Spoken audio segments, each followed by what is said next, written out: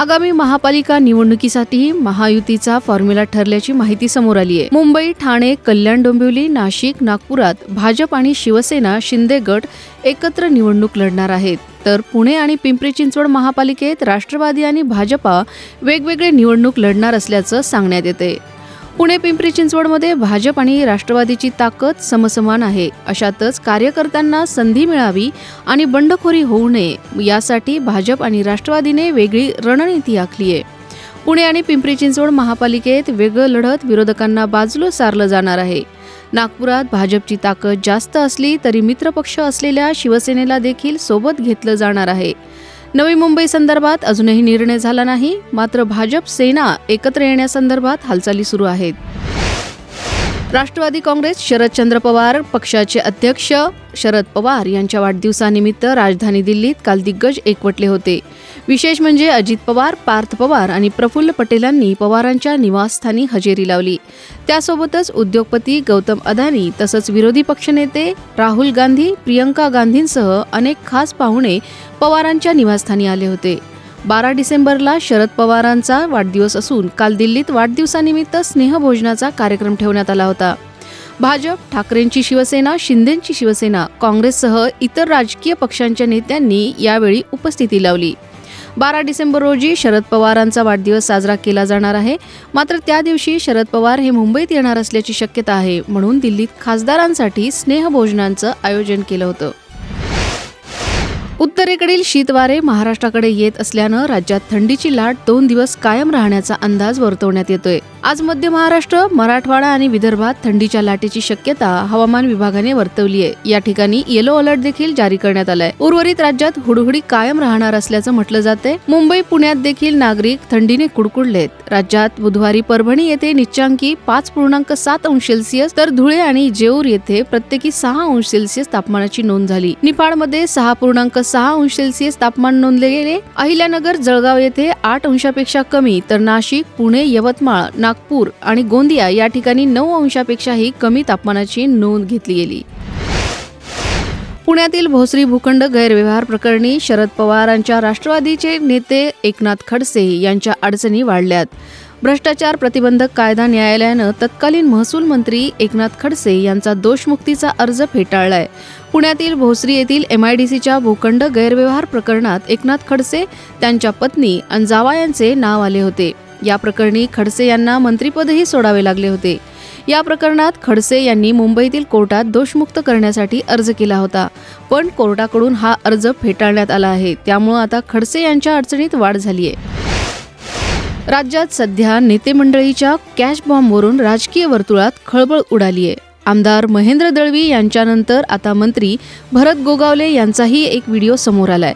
भरत गोगावलेंचा नोटांच्या बंडलांसह एक व्हिडिओ शेकपच्या प्रवक्त्या चित्रलेखा पाटील यांनी समोर आणला। एकीकडे नेते मंडळीच्या पैशांचे व्हिडिओ व्हायरल होत असतानाच आता एका पोलीस अधिकाऱ्याचा नोटांच्या बंडलासह व्हिडिओ व्हायरल होतोय। त्यामुळे राज्यात नेमकं चाललंय काय असा सवाल उपस्थित होतोय। दरम्यान या प्रकरणी बोलताना एका जमीन व्यवहारात केवळ साक्षीदार म्हणून आपण उपस्थित राहिल्याची प्रतिक्रिया पोलीस निरीक्षकांनी दिली आहे। लोकसभा विरोधी पक्षनेते राहुल गांधी यांनी भर सभागृहात केंद्रीय गृहमंत्र्यांना चर्चेसाठी ओपन चॅलेंज दिलं। त्यावेळी मतचोरीच्या आरोपांवर गृहमंत्री अमित शहा उत्तर देत होते। राहुल गांधींनी ओपन चॅलेंज देताच गृहमंत्री संतापले। सर्वप्रथम मी हे स्पष्ट करू इच्छितो की मी गेल्या 30 वर्षांपासून विधानसभा आणि संसदेत निवडून आलोय। संसदीय व्यवस्थेचा व्यापक अनुभव आहे। त्यावर राहुल गांधी म्हणाले, आधी माझ्या प्रश्नाचं उत्तर द्यावं, मला ते ऐकायचं आहे। राहुल गांधींच्या अशा मध्येच बोलण्यावर अमित शहा यांनी नाराजी व्यक्त केली। संतापून त्यांनी, संसद तुमच्या इच्छेनुसार चालणार नाही, मी कोणत्या क्रमाने बोलेन ते मीच ठरवेन, ते जे काही बोलतील त्याला मी उत्तर देईन, पण ते माझ्या भाषणाचा क्रम ठरवू शकत नाहीत, ते मीच ठरवणार, असं अमित शहा म्हणाले। त्यावर राहुल गांधी मध्येच उभे राहिले आणि म्हणाले, ही एक बचावात्मक प्रतिक्रिया आहे, चिंताग्रस्त आणि घाबरलेली उत्तरं आहेत, ही खरी प्रतिक्रिया आहे असं ते म्हणाले। देशात 4 नवे लेबर कोड लागू झाल्यानंतर नोकरदारांसंदर्भातील अनेक नियमांमध्ये बदल झालाय। काही नियमांबाबत लोकांच्या मनात काही प्रश्न आहेत। त्यापैकीच एक म्हणजे टेक होम सॅलरी वाढणार की कमी होणार। केंद्रीय श्रम आणि रोजगार मंत्रालयानं यावर स्पष्टीकरण दिले।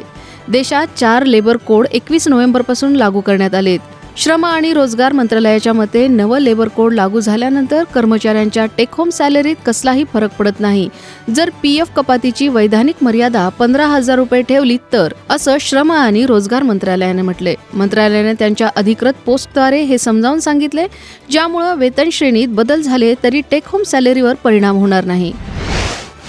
अमेरिकेचे राष्ट्राध्यक्ष डोनाल्ड ट्रम्प यांनी मागील काही महिन्यांपासून निर्णयाचा धडाका लावलाय. त्यातच आता डोनाल्ड ट्रम्प यांनी आणखी एक मोठं पाऊल उचललंय. ट्रम्प यांनी एक नवीन व्हिसा कार्यक्रम सुरू करण्याची घोषणा केली आहे. त्यानुसार ट्रम्प गोल्ड कार्ड हा व्हिसा त्यांनी लॉन्च केलाय. या संदर्भात काल घोषणा करण्यात आली. ट्रम्प गोल्ड कार्डच्या माध्यमातून $10 लाख मध्ये थेट अमेरिकन नागरिकत्व मिळणार आहे. या गोल्ड कार्ड नागरिकत्वासाठी लोकांना अर्ज करता येणार असून अर्ज स्वीकारण्यासाठी वेबसाईट देखील सक्रिय करण्यात आली आहे. या संदर्भातील माहिती डोनाल्ड ट्रम्प यांनी आपल्या सोशल मीडियावरील एका पोस्टमधून दिली आहे. भारतीय महिला क्रिकेट संघ आणि श्रीलंका महिला क्रिकेट संघ यांच्या T20 मालिका खेळवण्यात येणार आहे. भारतात श्रीलंकेविरुद्धची 5 सामन्यांची T20 मालिका रंगेल. श्रीलंकेविरुद्धच्या T20 मालिकेसाठी BCCIनं 15 सदस्यीय भारतीय संघाची घोषणा केली आहे. हरमनप्रीत कौर संघाचे नेतृत्व करेल तर स्मृती मानधना उपकर्णधार असेल. 2025च्या एकदिवसीय विश्वचषक जिंकल्यानंतर भारताची ही पहिलीच मालिका असेल. भारत आणि श्रीलंकेच्या महिला संघांमधील 5 सामन्यांची T20 मालिका 21 डिसेंबरपासून सुरू होईल आणि 30 डिसेंबरपर्यंत चालेल.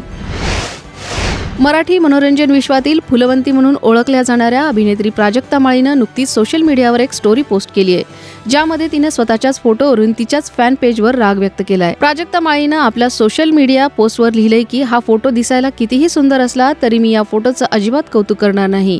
मी AI तयार केलेल्या फोटो आणि व्हिडिओंना अजिबात प्रोत्साहन देणार नाही. मी माझ्या फॅन पेजेसना तसंच इतरांनाही विनंती करते की हे असं बनवणं थांबवा. सोबतच प्राजक्तानं तिचा AI द्वारे तयार केलेला फोटो देखील शेअर केलाय.